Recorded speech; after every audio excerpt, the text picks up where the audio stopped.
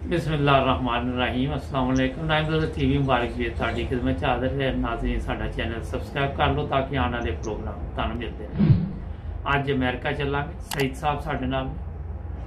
ਅਸੀਂ ਮੁਖਤਲਿਫ ਦੋਸਤਾਂ ਨਾਲ ਤੁਹਾਡੀ ਮੁਲਾਕਾਤ ਕਰਵਾਉਂਦੇ ਹਾਂ ਜਿਹੜੇ ਅਹਿਮਦੀ ਹੋਏ ਨੇ, ਔਰ ਇਹ ਪ੍ਰੋਗਰਾਮ ਮਾਸ਼ਾਅੱਲਾ ਪੂਰੀ ਦੁਨੀਆ 'ਚ ਪਸੰਦ ਕੀਤੇ ਜਾ ਰਹੇ ਨੇ। ਤੇ ਸਈਦ ਸਾਹਿਬ ਵੀ ਨੇ ਅਹਿਮਦੀ ਨੇ, ਇਹਨਾਂ ਨੂੰ ਮੈਂ ਰਿਕੁਐਸਟ ਕੀਤੀ ਸੀ, जिन्हों की मेहरबानी है, जिन्होंने खुद भी कल रबता किया और टाइम दिता, मैं इन्हों का शुक्रिया भी अदा करना जी। अस्सलाम वालेकुम सईद साहब। वालेकुम सलाम व रहमतुल्लाहि व बरकातुहू।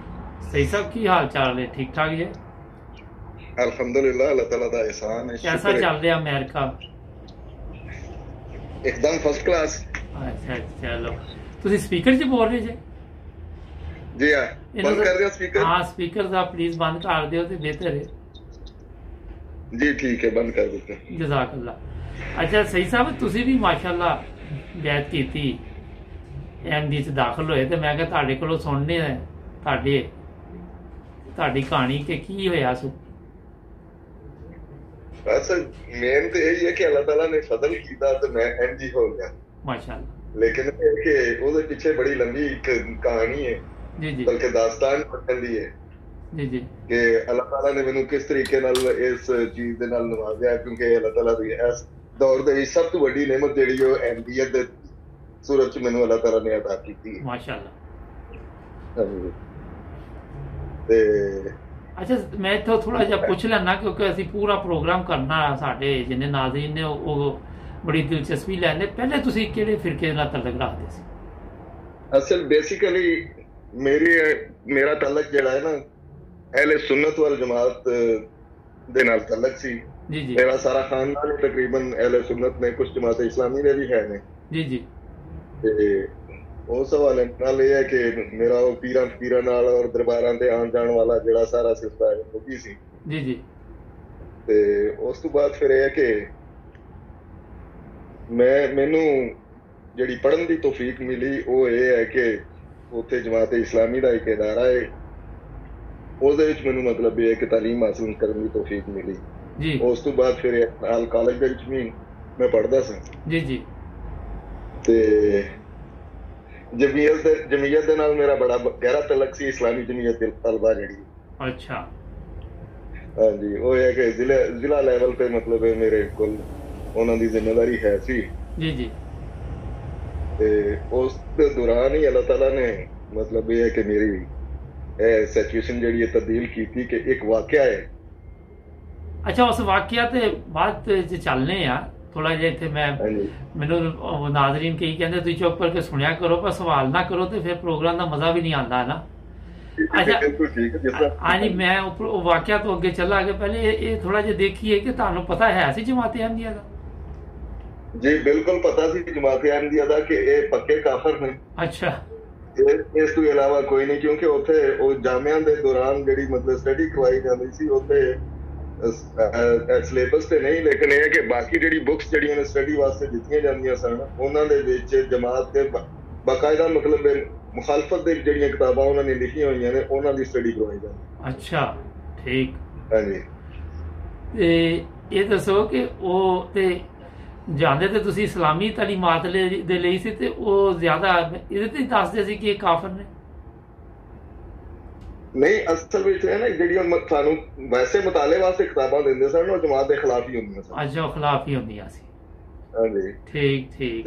ਉਹ ਇਹ ਹੈ ਕਿ ਮੈਂ ਉਸ ਦੌਰਾਨ ਜਮਾਤ ਦੇ ਹਵਾਲੇ ਨਾਲ ਇਹੋ ਹੀ ਸਮਝਦਾ ਸਾਂ ਕਿ ਐਮਡੀ ਔਰ ਉਸ ਵਕਤ ਕਾਦੀਆਨੀ ਔਰ ਮਿਰਜ਼ਾਈ ਕਿਹਾ ਜਾਂਦਾ ਸੀ। ਐਮਡੀ ਉੱਤੇ ਜਿਸ ਵਕਤ ਐਮਡੀ ਹੋਇਆ ਤੇ ਉਸ ਤੋਂ ਬਾਅਦ ਆਖਣਾ ਸ਼ੁਰੂ ਕੀਤਾ ਹੈ। ਅੱਛਾ, ਤੇ बाकी है कि उस वक्त कादियानी मिर्ज़ाई जड़े ने मतलब ये कि इस्लाम दारा इस्लाम जो खारज ने और पक्के काफर ने ये आगरे सल्लल्लाहु अलैहि खातम नबी नहीं मानते, कलमा नहीं पढ़ते, मिर्जा गुलाम अहमद नूं आगरे सल्लल्लाहु को मतलब ये है कि अगे समझते ने।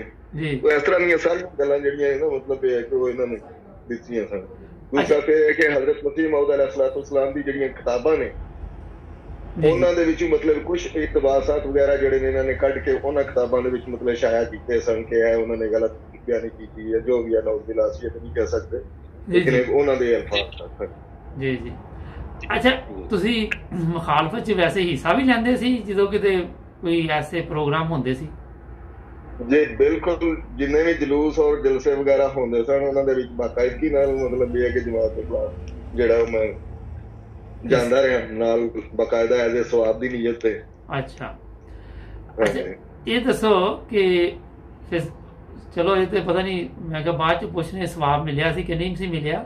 ये दसो जी कि जी ਆਪਣਾ ਤੁਹਾਨੂੰ ਇਹ ਵੀ ਆਪ ਖੁਦ ਕਦੀ ਤਹਿਕੀਕ ਨਹੀਂ ਸੀ ਕੀਤੀ, ਕਦੀ ਕਿਤਾਬਾਂ ਖੁਦ ਲਿਆ ਕੇ ਬਾਜ਼ਾਰੋਂ ਐਂਦੀਆਂ ਦੀਆਂ ਪੜੀਆਂ जी ਜਾਂ ਜਮਾਤ ਕੋ ਪੜੀਆਂ ਲੈ ਕੇ?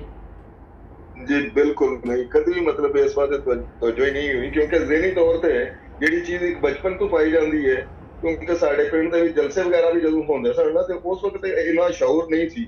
ਜੀ ਲੇਕਿਨ ਇਹ ਕਿ ਜਮਾਤ ਦੇ ਖਿਲਾਫ ਹੀ ਜਿਹੜੇ ਨੇ ਨਾ ਉਹ ਜਲਸੇ ਹੁੰਦੇ ਸਨ। ਹਾਲਾਂਕਿ ਗੋ ਕਿ ਮੇਰੇ ਉਸ ਏਰੀਏ ਦੇ ਵਿੱਚ ਤਕਰੀਬਨ ਮਤਲਬ ਇਹ ਕਿ 20-25 ਪਿੰਡ ਨੇ ਕਿਸੇ ਦੇ ਵਿੱਚ ਵੀ ਅਹਿਮਦੀ ਨਹੀਂ ਹੈ, ਲੇਕਿਨ ਜਮਾਤ ਦੇ ਖਿਲਾਫ ਹੋਤੇ ਉਹ ਹੁਣ ਮੈਨੂੰ ਸਮਝ ਆਉਂਦੀ ਹੈ ਕਿ ਮਤਲਬ ਕਿ ਉਹਨਾਂ ਨੇ ਇੱਕ ਉਹ ਕੀ ਕਹਿੰਦੇ ਨੇ ਕਿ ਇੱਕ ਪਲਾਨ ਕੀਤਾ ਹੋਇਆ ਸੀ ਕਿ ਅਸਾਂ ਜਮਾਤ ਦੇ ਖਿਲਾਫ ਬੋਲਣਾ ਹੀ ਬੋਲਣਾ, ਜਿੱਥੇ ਕੋਈ ਅਹਿਮਦੀ ਹੈ ਜਾਂ ਨਹੀਂ ਹੈ। ਮਤਲਬ ਡਿਊਟੀ ਲੱਗੀ ਦੀ ਸੀ? ਜੀ ਉਹਨਾਂ ਦੀ ਡਿਊਟੀ ਲੱਗੀ ਹੋਈ ਸੀ, ਲੇਕਿਨ ਇਹ ਮੈਂ ਵੀ ਉਹਨਾਂ ਦੇ ਵਿੱਚ ਸ਼ਾਮਲ ਹੁੰਦਾ ਸੀ ਔਰ ਜਾ ਕੇ ਸੁਣਦਾ ਹੁੰਦਾ ਸੀ। ਜੀ ਜੀ। ਅੱਛਾ ਸਹੀ ਸਾਹਿਬ, ਤੁਸੀਂ ਕਿਉਂਕਿ ਦੱਸਿਆ ਕਿ ਇਸਲਾਮੀ ਸੈਂਟਰ 'ਚ ਵੀ ਰਹੇ ਜੇ, ਮਗਰ ਤੁਹਾਨੂੰ ਕਦੀ ਖੁਦ ਵੀ ਖਿਆਲ ਨਹੀਂ ਸੀ ਆਇਆ ਕਿ ਮੈਂ ਆਪ ਵੀ ਕੋਈ ਤਹਿਕੀਕ ਕਰਾਂ ਸੂ, ਕੀ ਵਜ੍ਹਾ ਕੀ ਹੈ? ਅਸਲ 'ਚ ਇਹ ਹੈ ਕਿ ਖੁਦ ਜਿਸ ਵਕਤ ਤਹਿਕੀਕ ਦੀ ਤਰਫ ਰੁਝਾਨ ਹੋਇਆ ਤੇ ਉਹ ਇਹ ਹੀ ਸੀ ਕਿ ਨਵਾਏ ਵਕਤ ਅਖਬਾਰ ਦੇ ਵਿੱਚ ਇੱਕ ਖਬਰ ਆਈ ਜੀ ਜੀ ਕਿ ਦੋ ਬੰਦੇ ਨੇ ਉਹਨਾਂ ਨੇ ਕਲਮੇ ਦਾ ਬੈਜ ਲਗਾਇਆ ਸੀ ਤੇ ਉਹਨਾਂ ਨੂੰ 3-3 ਸਾਲ ਦੀ ਸਜ਼ਾ ਤੇ ਨਾਲ ਕੁਝ ਮਤਲਬ ਜੁਰਮਾਨਾ ਕੀਤਾ ਗਿਆ ਸੀ। ਇਹ ਕੋਇਟਾ ਦਾ ਵਾਕਿਆ। ਅੱਛਾ ਜੀ ਜੀ ਤੇ ਜੀ ਉਹ ਇਹ ਹੈ ਕਿ ਮੈਂ ਉੱਥੇ ਆਪਣੇ ਜਮਈਅਤ ਦਾ ਜਿਹੜਾ ਆਫਿਸ ਸੀ ਉੱਥੇ ਹੀ ਬੈਠਾ ਸੀ ਤੇ ਅਖਬਾਰ ਪੜ੍ਹੀ ਜੀ ਜੀ ਤੇ ਮੈਂ ਪੜ੍ਹ ਕੇ ਤੇ ਮੈਂ ਸੋਚੀ ਕਿ ਆ ਗਿਆ ਕਿ ਯਾਰ ਇੱਥੇ ਕਿਹੜੇ ਦੋ ਬੰਦੇ ਨੇ ਕਲਮੇ ਦਾ ਬੈਜ ਲਾਇਆ ਹੈ, ਉਹਨਾਂ ਨੂੰ ਇਹਨਾਂ ਨੇ 3 ਸਾਲ ਸਜ਼ਾ ਦੇ ਦਿੱਤੀ, ਇਹ ਕੀ ਵਜ੍ਹਾ ਹੈ? ਜੀ ਜੀ ਉਹ ਮੇਰੀ ਸਮਝ ਚ ਗੱਲ ਕੋਈ ਨਾ ਆਈ। ਮੈਂ ਅਖਬਾਰ ਚੁੱਕੀ ਤੇ ਮੈਂ ਜਿਹੜੇ ਸਾਡੇ ਜਾਮਿਆ ਦੇ ਪ੍ਰਿੰਸੀਪਲ ਸਨ ਮੈਂ ਉਹਨਾਂ ਦੇ ਕੋਲ ਚਲਾ ਗਿਆ। ਜੀ ਜੀ ਮੈਂ ਉਹਨਾਂ ਨੂੰ ਕਿਹਾ, ਮੈਂ ਕਿਹਾ ਸਰ ਇਹ ਮੈਨੂੰ ਦੱਸੋ ਕਿ ਇਹ ਕੀ ਚੱਕਰ ਹੈ ਕਿ ਦੋ ਬੰਦੇ ਨੇ ਕਲਮੇ ਦਾ ਬੈਜ ਲਾਇਆ, ਤੁਸੀਂ ਉਹਨਾਂ ਨੂੰ 3 ਸਾਲ ਸਜ਼ਾ ਦਿੰਦੇ ਹੋ, ਕਿਉਂ? ਜੀ ਮੈਨੂੰ ਕਹਿੰਦੇ ਨੇ ਕਿ ਇਹ ਗੈਰ ਮੁਸਲਿਮ ਨੇ ਇਸ ਵਾਸਤੇ। ਅੱਛਾ ਮੈਂ ਕਿਹਾ ਤੁਸੀਂ ਮੈਨੂੰ ਇਹ ਦੱਸੋ ਕਿ ਅਗਰ ਇੱਕ ਗੈਰ ਮੁਸਲਿਮ ਸੀਨੇ ਤੇ ਕਲਮੇ ਦਾ ਬੈਜ ਲਾਉਂਦਾ ਤੇ ਸਾਨੂੰ ਖੁਸ਼ੀ ਹੋਣੀ ਚਾਹੀਦੀ ਹੈ, ਚਲੋ ਪੜ੍ਹਦਾ ਨਹੀਂ ਕਮ ਅਜ਼ ਕਮ ਸੀਨੇ ਤੇ ਤਾਂ ਸਾਡੇ ਨਬੀ ਦਾ ਕਲਮਾ ਲਾਇਆ ਨਾ। ਬਿਲਕੁਲ। ਤੇ ਤੁਸੀਂ ਉਹਨੂੰ 3 ਸਾਲ ਸਜ਼ਾ ਦਿੱਤੀ ਹੈ, ਕੱਲ ਨੂੰ ਦੂਸਰੇ ਗੈਰ ਮੁਸਲਿਮ ਨੇ ਜੀ ਜੀ ਉਹ ਤੇ ਇਹੀ ਸਮਝਣਗੇ ਅਗਰ ਕਿਸੇ ਨੇ ਮਤਲਬ ਇਹ ਜ਼ੁਬਾਨ ਤੋਂ ਪੜਿਆ ਉਹਨੂੰ ਇਹਨਾਂ ਨੇ ਫਾਂਸੀ ਦੇ ਦੇਣੀ। ਜੀ ਜੀ ਮੈਂ ਕਿਹਾ ਤੁਸੀਂ ਮੈਨੂੰ ਇਹ ਦੱਸੋ ਕਿ ਇਸਲਾਮ ਫੈਲੇਗਾ ਕਿਸ ਤਰ੍ਹਾਂ, ਕਿਉਂਕਿ ਜਮਾਤ ਇਸਲਾਮੀ ਇਹ ਦਾਵਾ ਕਰਦੀ ਹੈ ਕਿ ਅਸੀਂ ਇਸਲਾਮ ਨੂੰ ਸਾਰੀ ਦੁਨੀਆ ਤੇ ਫੈਲਾਣਾ, ਮੈਨੂੰ ਦੱਸੋ ਕਿ ਕਿਸ ਤਰ੍ਹਾਂ ਫੈਲਾਓਗੇ। ਜੀ ਜੀ ਮੈਨੂੰ ਕਹਿੰਦੇ ਨੇ ਇਹ ਤੇਰੀ ਸਮਝ ਦਾ ਮਸਲਾ ਨਹੀਂ, ਅੱਛਾ ਤੂੰ ਜਿਹਦਾ ਇਮਤਿਹਾਨ ਦੇਣਾ ਉਹਦੀ ਸਟੱਡੀ ਕਰ ਜਾ ਕੇ ਇਹ ਇਖਤਲਾਫੀ ਮਸਾਇਲ ਨੇ ਬਾਅਦ ਚ ਪੜ੍ਹ ਲਈ। ਅੱਛਾ ਠੀਕ।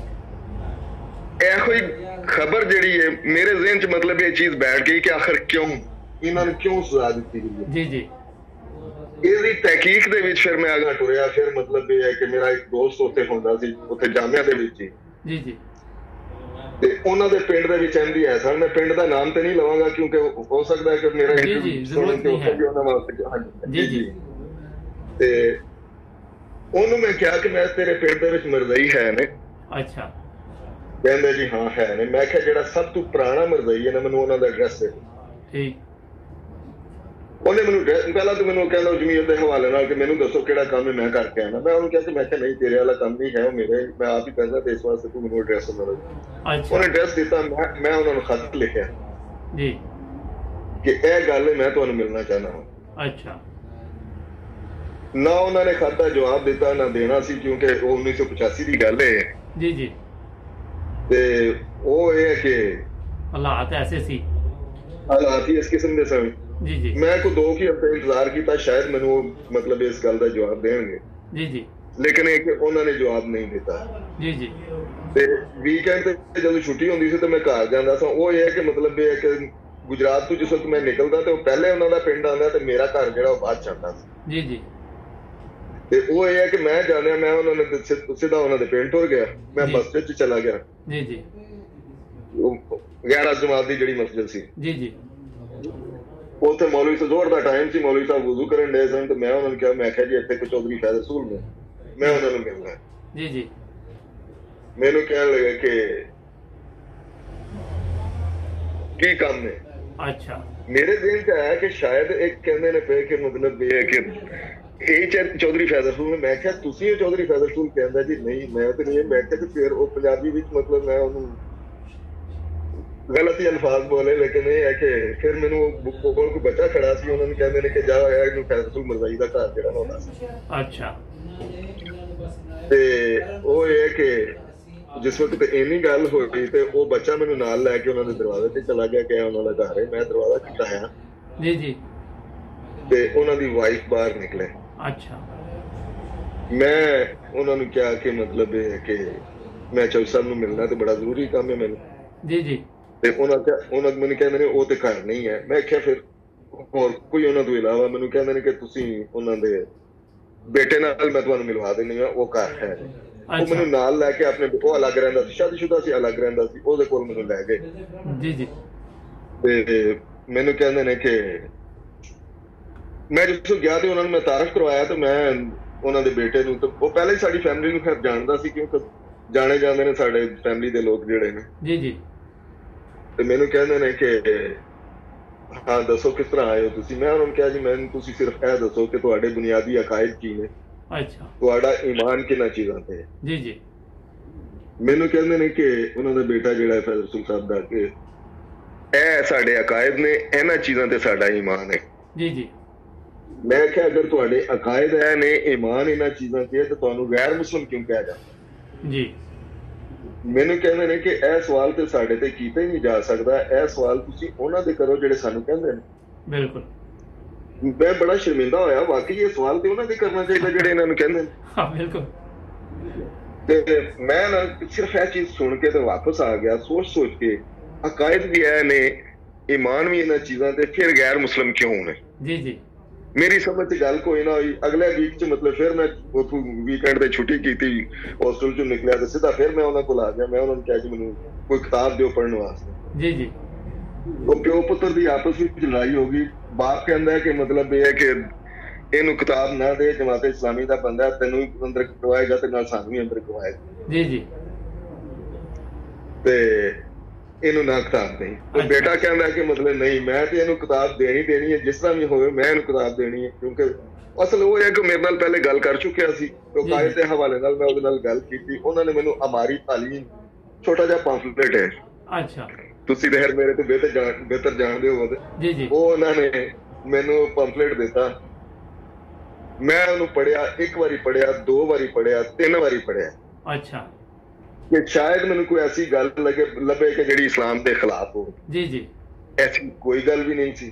जी जी फिर दोबारा मतलब यह है कि वो किताब मैं वापस की थी। उस तो बाद मतलब यह है कि मेरा उन्होंने नाल सिलसिला जिहड़ा ना चल पिया जी। किताबां लैनियां पढ़नियां वो वापस कर देनियां, अगों होर मतलब लै लैनी जी। अच्छा सईद साहब इत्थों ही अगे चलने आ, नाज़रीन ने पार्ट 1 ने, ਅਸੀਂ ਪਾर्ट 2 ਦੇ ਬਾਕੀ ਸਈਦ ਸਾਹਿਬ ਨਾਲ ਗੱਲਬਾਤ ਕਰਾਂਗੇ ਕਿਉਂਕਿ ਵਕਤ ਖਤਮ ਹੋ ਰਿਹਾ। ਸਈਦ ਸਾਹਿਬ ਇਹ ਸ਼ੁਕਰੀਆ ਤੁਹਾਡਾ, ਮੈਂ ਦੁਬਾਰਾ ਤੁਹਾਡੀ ਖਿਦਮਤ 'ਚ ਹਾਜ਼ਰ ਹੋਣਾ। ਨਾਜ਼ਰੀਨ जुड़ जाओ, 9 ब्रदर्स टीवी ਦੇ ਨਾਲ ਸਬਸਕ੍ਰਾਈਬ ਕਰਨਾ ਨਾ ਭੁੱਲਣਾ।